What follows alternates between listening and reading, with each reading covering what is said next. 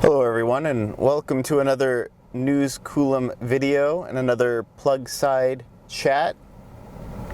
So I wanted to talk a little bit about the Porsche Taycan. I usually don't like to discuss more expensive electric vehicles because I really want to focus on the types of cars that the average buyer can afford, right? So that really means it is about a $40,000 to $50,000 cutoff, no more than that. That's why I haven't really talked about the Tesla Model S or the Tesla Model X that much. They just aren't really that relevant. In fact, the Tesla Model 3 long range isn't really a relevant car as far as my coverage is concerned, because I really want to focus on more affordable vehicles. The main thing I like to focus on with the more expensive cars is how those sort of technologies, functionalities will cascade down to more affordable cars in the future. But ultimately, it really doesn't matter. If the average consumer can't even consider them as an option, why am I going to discuss them? So I don't really like to talk about cars like the Porsche Taycan.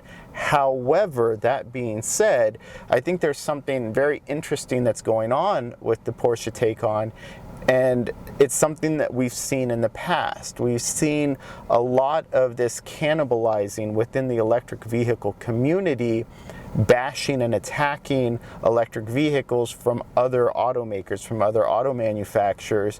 And you know, I hate to say it, but the usual suspects are involved.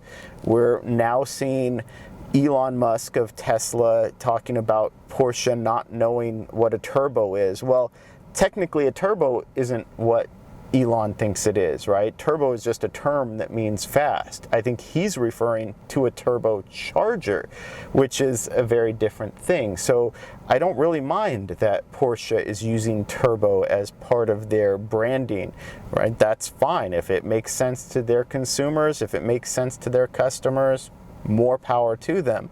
I'm not sure Elon Musk knows what a supercharger is, because it's not something you plug your electric car into.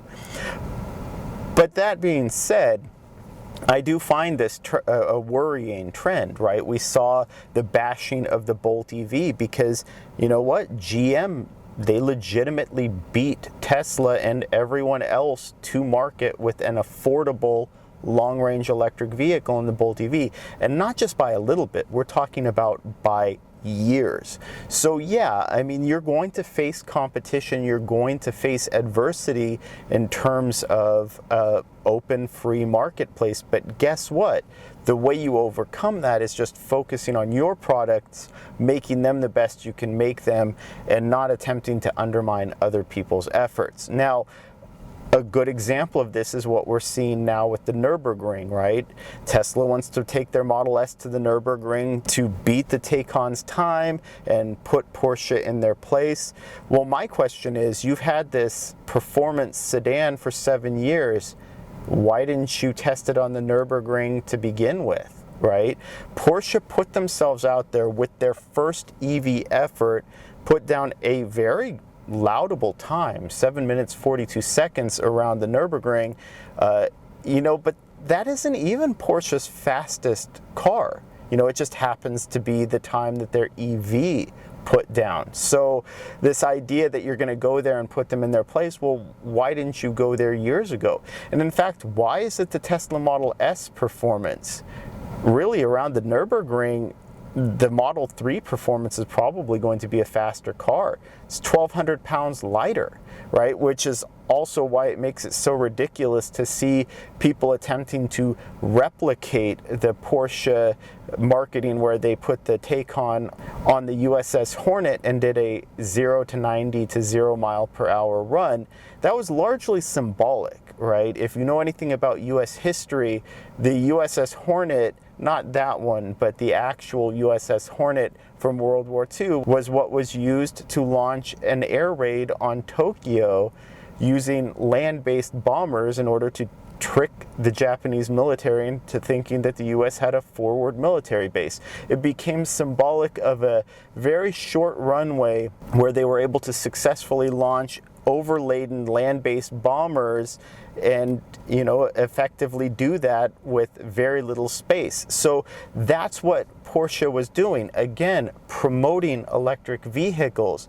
Now you have Tesla owners, hopefully not on my public roads, trying to do 0 to 90 to 0 mile per hour runs in a car that's 1,200 pounds lighter.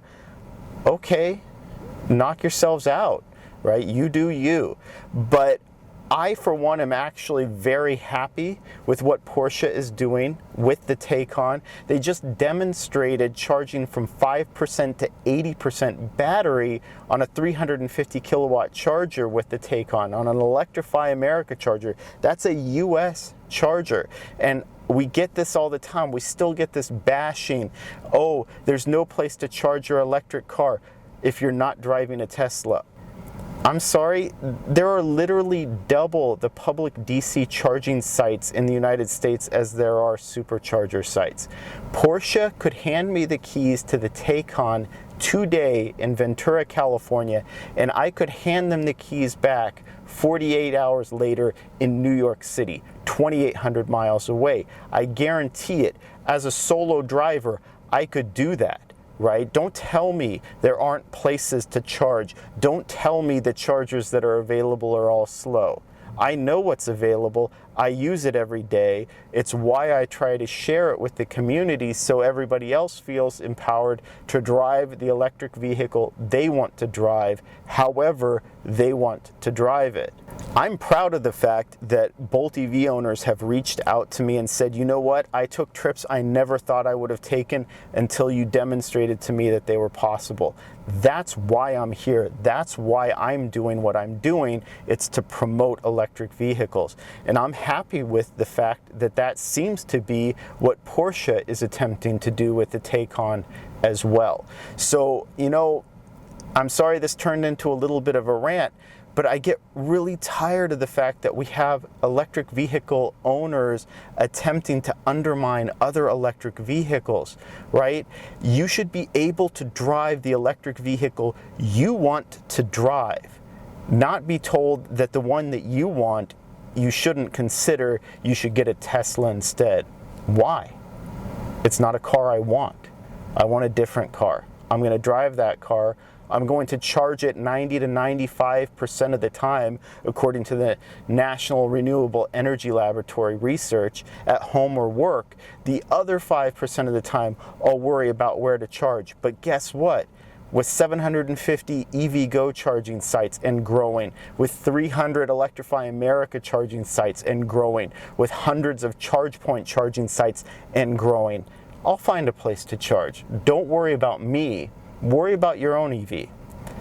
Anyway, sorry about the rant, but that's kind of how I feel. I think Porsche is doing a great job with the Taycan. I want to see more of it. I want to see that type of technology, that type of charging speed cascade down to other electric vehicles. I want to see a whole new demographic that isn't considering electric vehicles now looking at the Porsche Taycan and saying, I can get behind that. I'm happy to see it. I hope you are too. If you enjoyed this video, please like and subscribe. It really does help out the channel. It helps me promote electric vehicles as best I can. It helps me get information out about the public charging infrastructure as best I can. Thank you for watching.